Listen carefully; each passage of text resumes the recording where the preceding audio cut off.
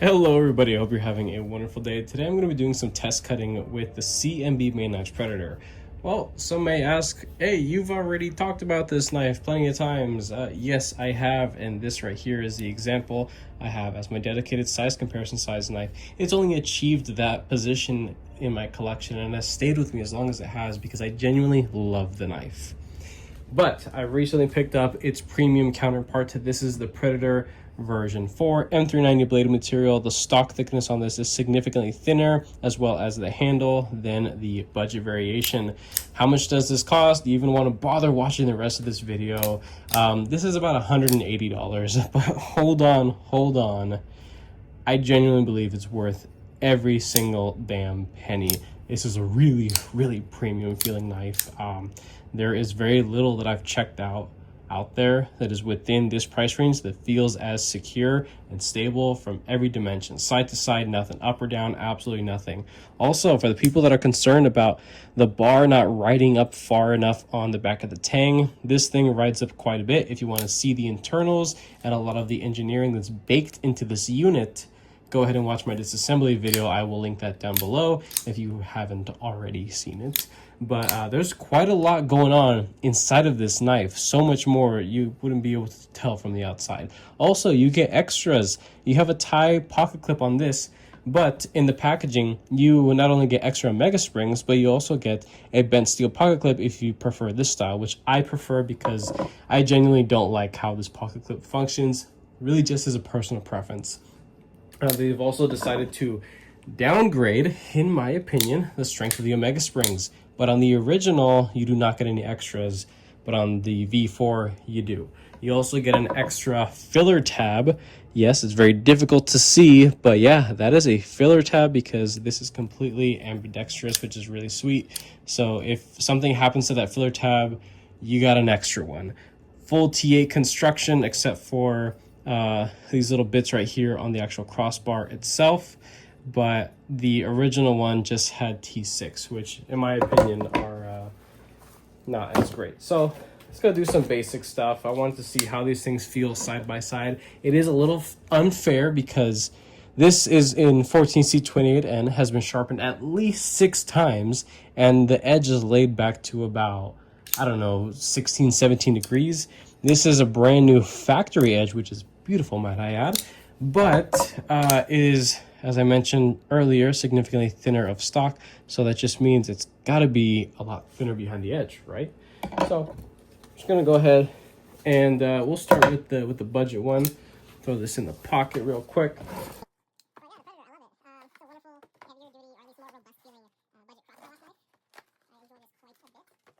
I love the Pinkerton's design language, more of his utility stuff, because he's really big on the tactical stuff, and I personally am not. But a lot of the lines are very easy to translate between tasks, I suppose.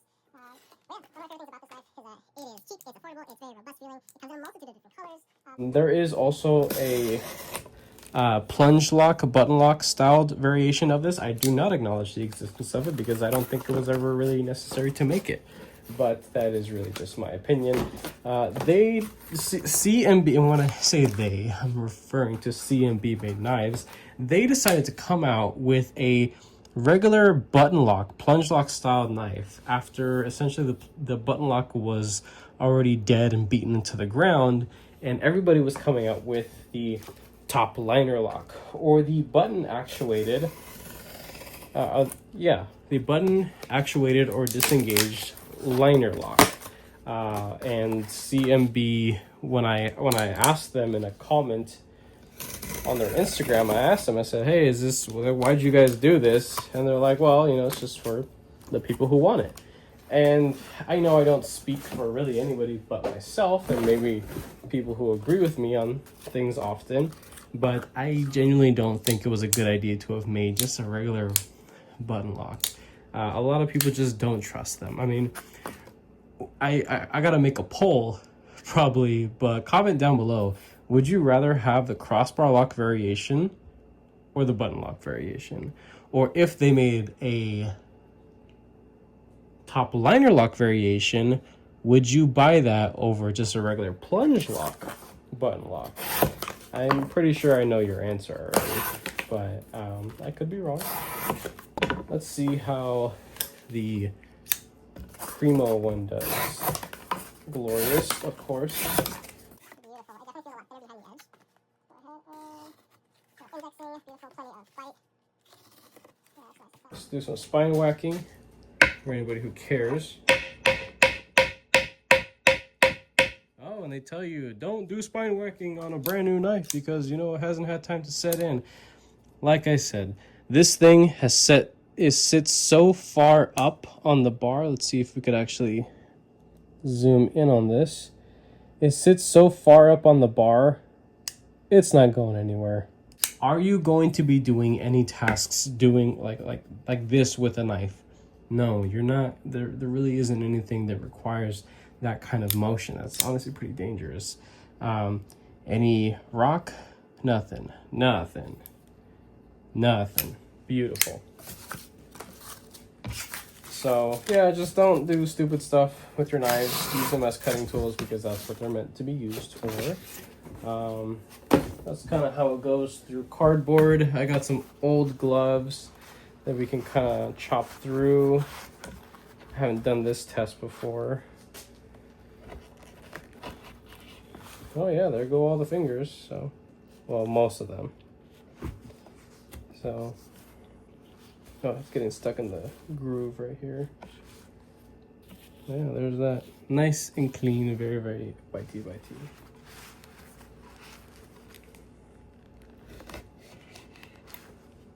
Beautiful. See how the budget one does.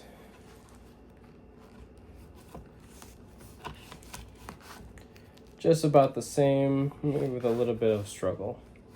This is also a very awkward media to cut through because it isn't like completely solid.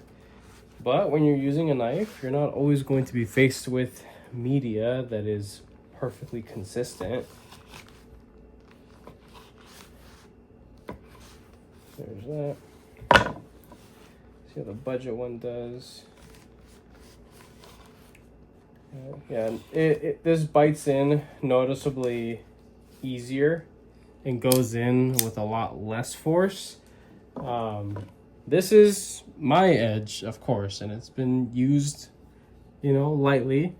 Still pretty darn sharp, but clearly there is a difference between the stock thickness, behind the edge thickness, and just the overall quality of the edges. So that is that's pretty much it. If you enjoyed this video, go ahead and leave it like down below. I will be linking this if you're interested in it, and it does go to help the channel if you care to do so.